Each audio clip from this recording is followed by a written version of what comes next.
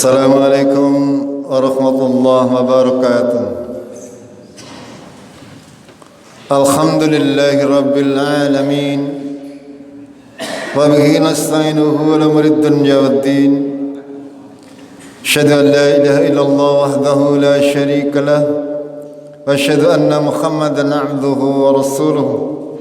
Allahumma salli wa sallim wa barik ala Muhammadin wa ala alihi wa ala ashabihi ajma'in. Amma ba'd.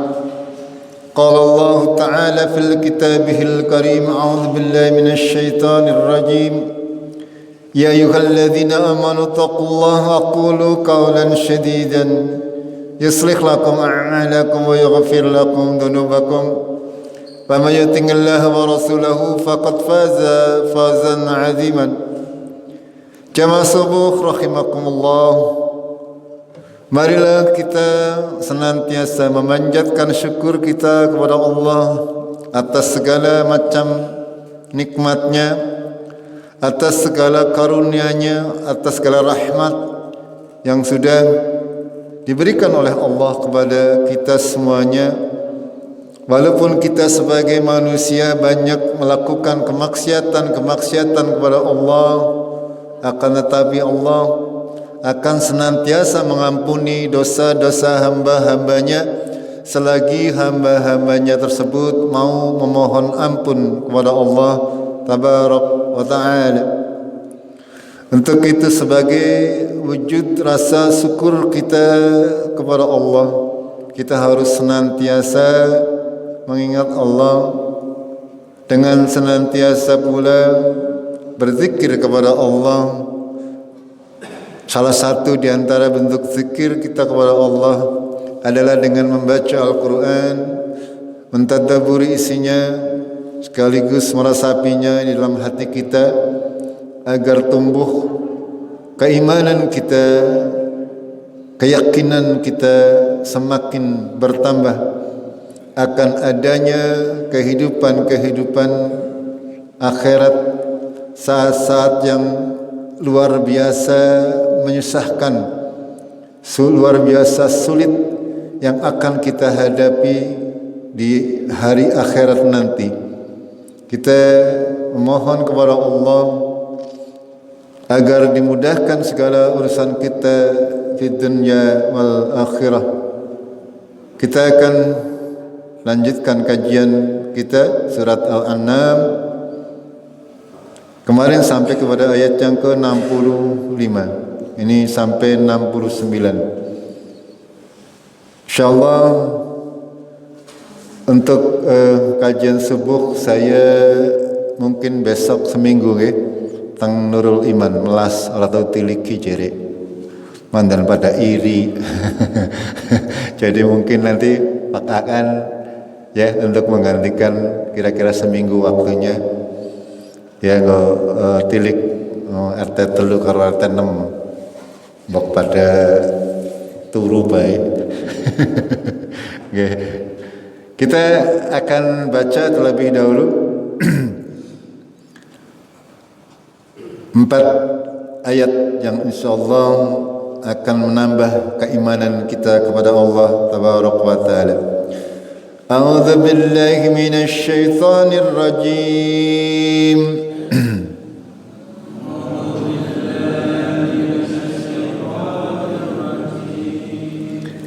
Wa kadzdzaba bihi qaumuka wa huwal haqq.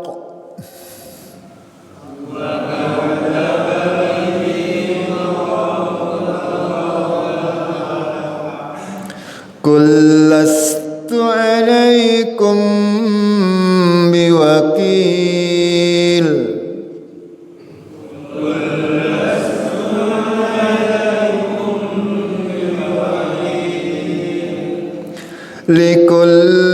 Likulli naba'in mustaqar.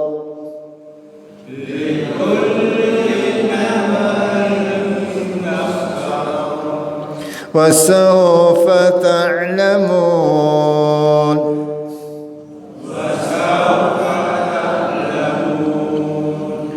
وإذا رأيت الذين يخوضون في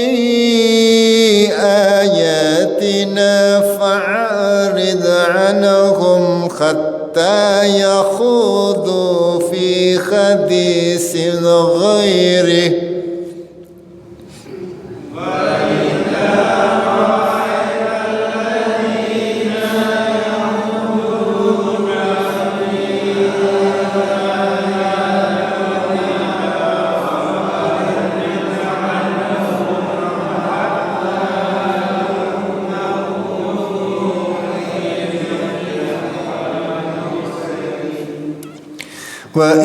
وإما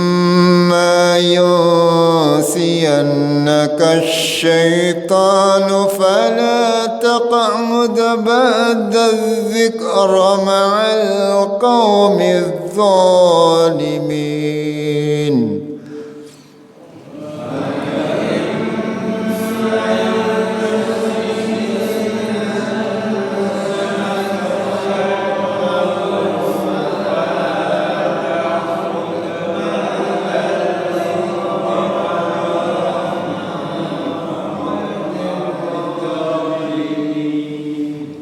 وما على الذين يتقون من حسابهم من شيء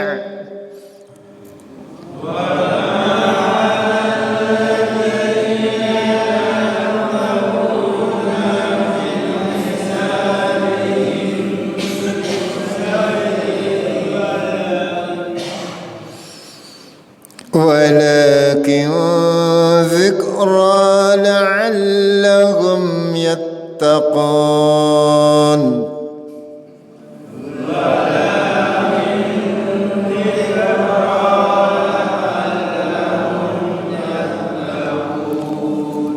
ya, sudah banyak kemajuan alhamdulillah. Serta senantiasa berlatih untuk bisa membaca Al-Quran dengan tartil tajwid yang benar. InsyaAllah akan menambah keimanan kita, di samping menambah pahala kita. Jamaah rahimakumullah, pada ayat yang ke-65 kemarin Allah berfirman,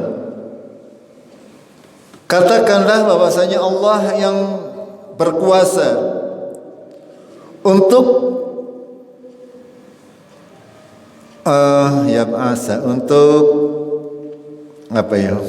merasakan, untuk menimpakan atas kalian azab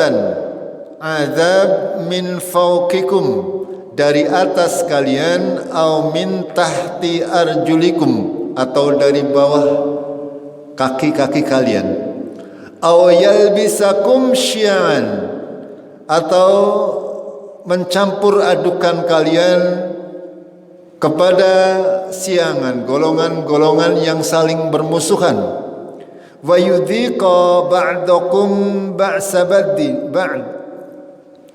agar supaya kalian merasakan keganasan atau kekejaman ataupun ketidakadilan sebagian di antara kalian dengan sebagian yang lain. Unzur kaifa nusarriful ayat, perhatikan bagaimana kami mengulang-ulang ayat-ayat dalam Al-Quran, la'allahum yafqahun, agar supaya mereka faham. Pada ayat yang mulia ini Allah tabaraka wa ta'ala memberikan ancaman kepada kita semuanya bahwasanya Allah bisa saja menurunkan azab kepada kita, baik itu dari atas ataupun dari bawah. Dari atas kita sudah sering menyampaikannya, ya. Di dalam surat Al-Mulk Allah berfirman, a'amintum man fis sama' ay yaksifa bikumul ard. Apakah orang yang berada di langit dan di bumi merasa aman dari azab Allah? bahwa akan digulung bumi-bumi ini oleh Allah tabaraka wa taala. Amintum am amintum man fis sama ayursila alaikum khasiban. Apakah kita merasa aman? Orang-orang yang berada di langit merasa aman bahwasanya Allah akan menurunkan khasiban.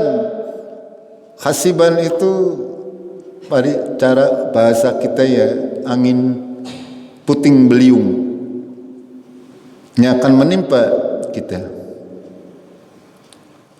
Itu semuanya sudah terjadi baik di masa yang lampau maupun masa sekarang. Itu yang dari atas, yang dari bawah juga sudah banyak terjadi.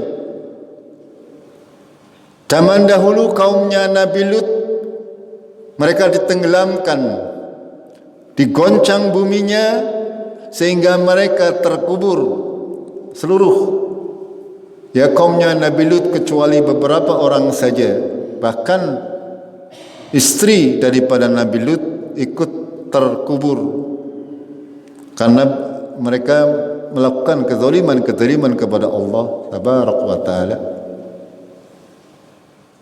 Atau kata Allah, membuat lingkungan kalian yalbisakum syi'an wa yudhiqa ba'dakum ba'sa ba'd.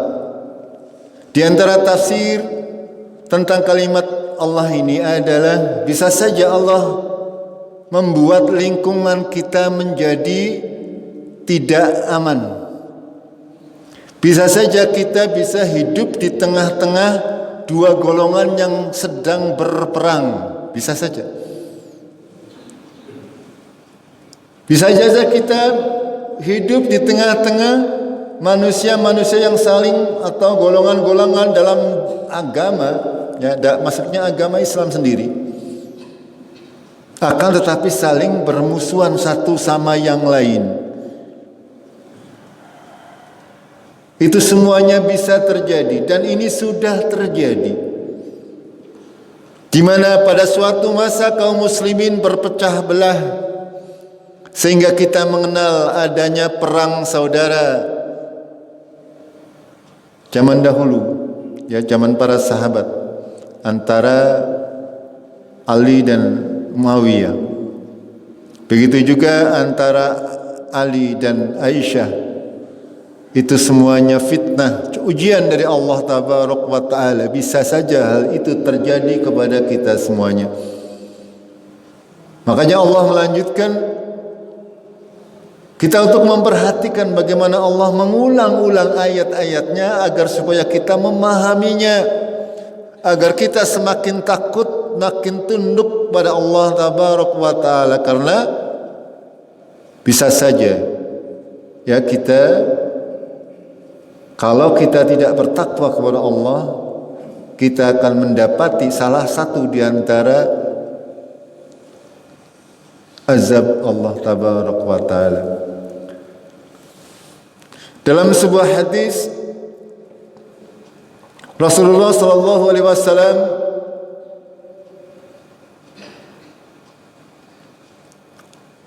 dalam sebuah hadis yang panjang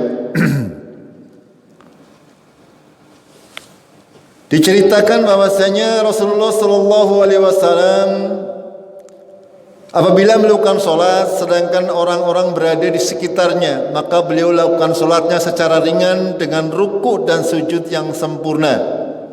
Maka pada suatu hari Rasulullah SAW duduk di dalam sholatnya dalam waktu yang cukup lama, sehingga sebagian dari para sahabat berisyarat kepada sebagian yang lain bahwa sebaiknya kita diam, karena sesungguhnya sedang turun suatu wahyu kepada Nabi sallallahu alaihi wasallam. Rasulullah pada kebanyakan salat bersama, ya, salat wajib tidak terlalu panjang bacaannya. Hanya membaca yang biasa kita baca. Berbeda kalau salat tahajud, ya, salat malam. Ya, Rasulullah ringan bacaannya ketika menjadi imam. Tapi ketika sholat sendirian beliau jangan tanya, ya, satu rakaat bisa Al-Baqarah, Ali Imran, An-Nisa selesai. Itu satu rakaat. Itu Rasulullah Shallallahu Alaihi Wasallam. Tapi pada suatu ketika Rasulullah lama sholatnya, ya bersolat bersama orang-orang, tapi duduknya lama, sujudnya semuanya lama.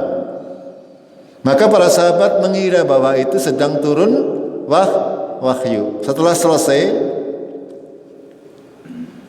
maka para sahabat bertanya, wahai Rasulullah, sesungguhnya engkau lama sekali dalam dudukmu, sehingga sebagian dari kami berisyarat kepada sebagian lain bahwa sesungguhnya sedang turun suatu wahyu kepadamu. Lalu beliau menjawab, tidak, tetapi solat yang baru kulakukan itu adalah solat raghbah dan rahbah. Aku telah memohon kepada Allah dalam solatku itu 3 perkara, maka Dia memberiku 2 perkara dan tidak memberiku yang satunya lagi. Aku telah meminta kepada Allah agar Dia jangan mengazab kalian dengan suatu azab yang pernah ditimpakan kepada orang-orang sebelum kalian, maka Dia memberikannya kepadaku. Dan aku mohon kepada Allah agar jangan Dia menguasakan umatku kepada musuh yang berbuat seenak hatinya kepada mereka, maka Dia memberikannya padaku. Dan aku mohon kepadanya, janganlah Dia mencampurkan kalian dalam golongan-golongan yang bertentangan, dan janganlah Dia merasakan kepada sebagian kalian keganasan sebagian yang lain, tapi Dia tidak memberikan kepadaku. Ini tafsir Rasulullah terkait dengan ayat yang barusan kita baca pada ayat yang ke-65, jenis-jenis azab yang bisa ditimpakan kepada kaum muslimin. Rasulullah meminta keringanan kepada Allah Tabarak wa Ta'ala agar umat Rasulullah tidak ditimpakan azab seperti umat-umat yang terdahulu, tidak ditenggelamkan di laut, tidak seperti kaumnya Nabi Lut, tidak seperti kaumnya Nabi Soleh dan sebagainya, dan dikabulkan, alhamdulillah. Ya, tidak ditimpa banjir besar dan sebagainya dalam riwayat yang lain. Lalu Rasulullah juga meminta agar supaya kaum muslimin tidak dikuasai oleh orang-orang kafir yang membuat mereka berada di bawah kekuasaan mereka, dan ini juga diberikan oleh Allah.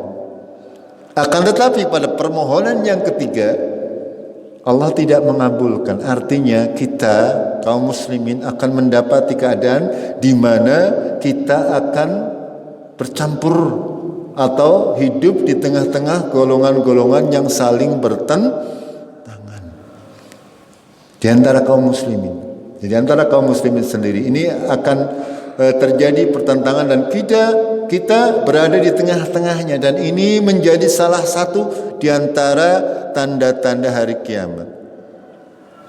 Terjadi fitnah yang berkesinambungan. Satu fitnah belum selesai, besoknya datang fitnah yang lain, yang semuanya itu akan berlangsung terus sampai hari kiamat datang.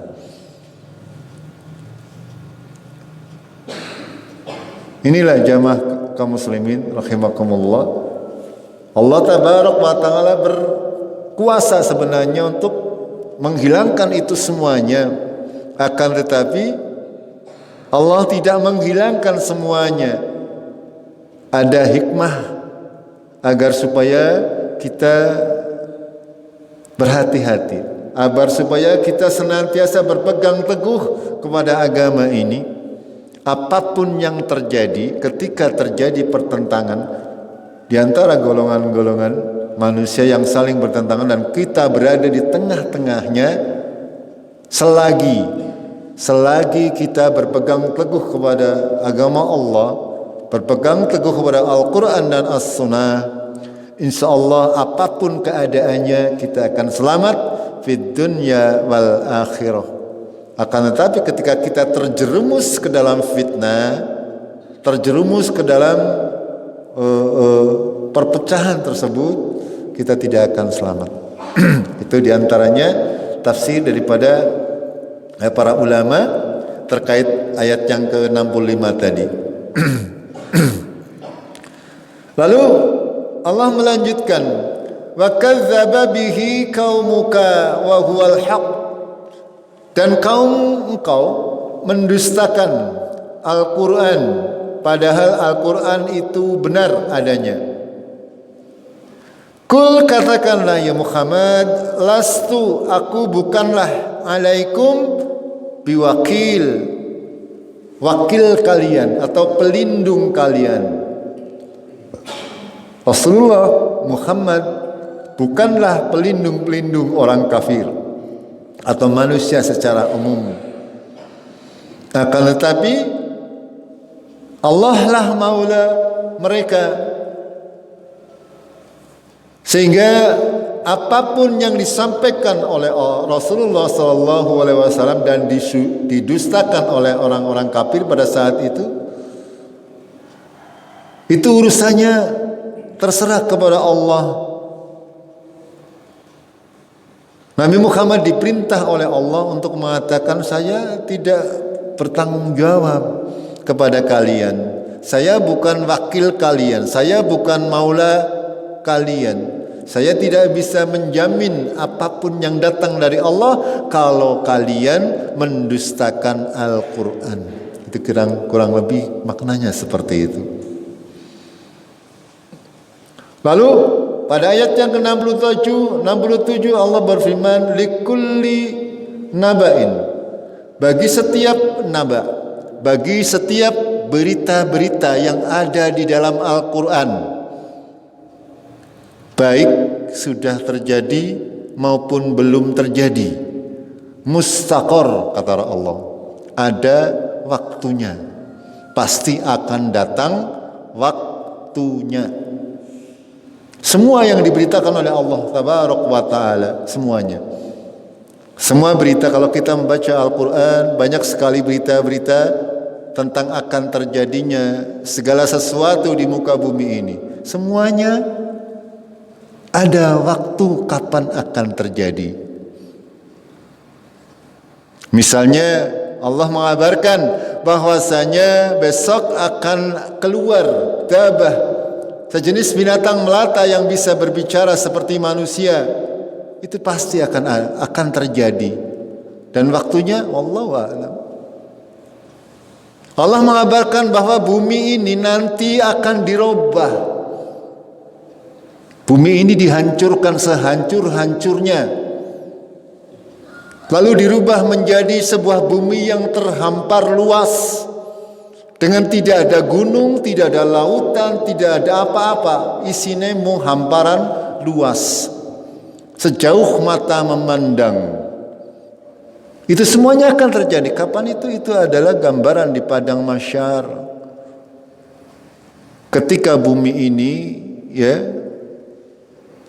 semuanya dihilangkan, gunung-gunung dihilangkan, tumbuhan, hewan semuanya dihilangkan.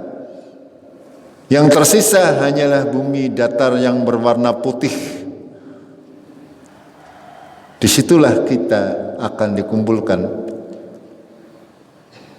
Makanya pada lanjutannya, fasaufa ta'lamun, maka kelak kamu pasti akan mengetahuinya. Percaya orang percaya pasti akan mengalami. Itu seperti itu gampangnya cara orang Cikadung ngomong. Monggo ya, karena setiap berita yang datang dari Allah pasti akan terjadi dan waktunya pasti akan datang.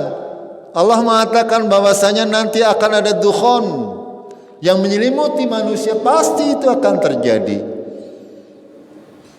Pasti akan terjadi. Allah mengabarkan melalui Rasulullah bahwasanya nanti ada orang-orang yang dirubah mukanya. Dirubah. Pasti akan terjadi.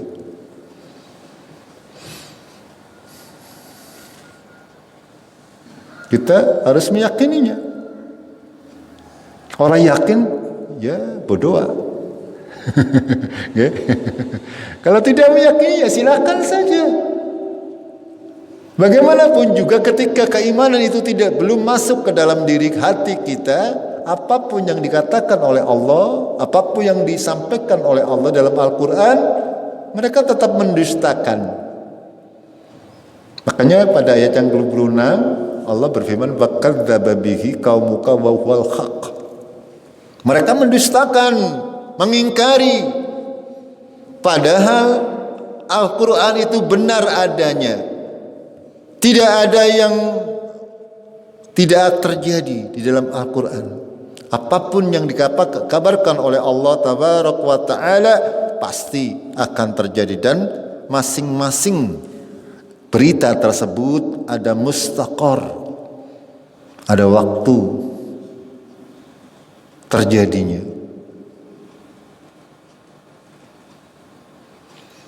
Lalu pada ayat yang ke-68 Allah berfirman, "Wa idza ra'aital ladzina yakhuduna fi ayatina." Dan jika kalian melihat, wa idza ra'aita alladzina, orang-orang yakhuduna, mereka mengolok-olok, mereka bermain-main, fi ayatina, bermain-main, mengolok-olok ayat-ayat kami, fa'arid anhum, maka berpalinglah dari mereka, hatta yakhudu, sampai mereka membicarakan, fi hadisin ghairih, sampai mereka membicarakan hal-hal yang lain. Ya, perhatikan ayat yang ke-68 ini sangat penting untuk kita senantiasa jadikan patokan. Ketika ada orang yang